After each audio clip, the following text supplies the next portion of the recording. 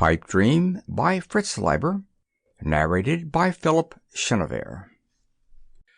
Pipe Dream. This story was first published in Worlds of If Science Fiction, February 1959. It wasn't until the mermaid turned up in his bathtub that Simon Grue seriously began to wonder what the Russians were doing on the roof next door. The old house next door, together with its spacious tar-papered roof, which held a sort of pent shack, a cylindrical old water tank, and several chicken wire enclosures, had always been a focus of curiosity in this region of Greenwich Village, especially to whoever happened to be renting Simon's studio, the north window cum skylight of which looked down upon it, if you were exceptionally tall, or if, like Simon, you stood halfway up a step-ladder and peered. During the 1920s, old-timers told Simon the house had been owned by a bootlegger who had installed a costly pipe organ and used the water tank to store hooch. Later, there had been a colony of shaven-headed Buddhist monks who had strolled about the roof in their orange and yellow robes, meditating and eating raw vegetables.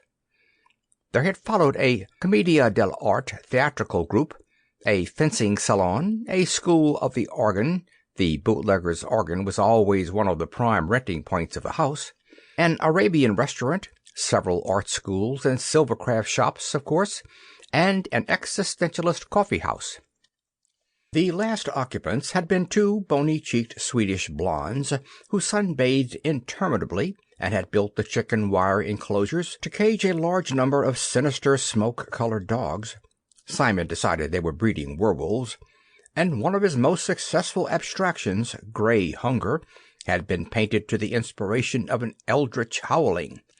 The dogs and their owners had departed abruptly one night in a closed van, without any of the dogs ever having been offered for sale, or either of the girls having responded with anything more than a raised eyebrow to Simon's brave greetings of "Skoll."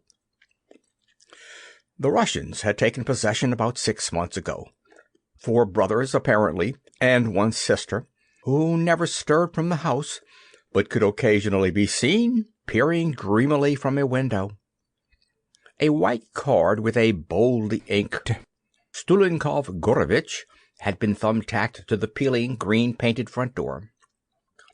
Lafcadio Smits, the interior decorator, told Simon that the newcomers were clearly White Russians. He could tell by their bushy beards.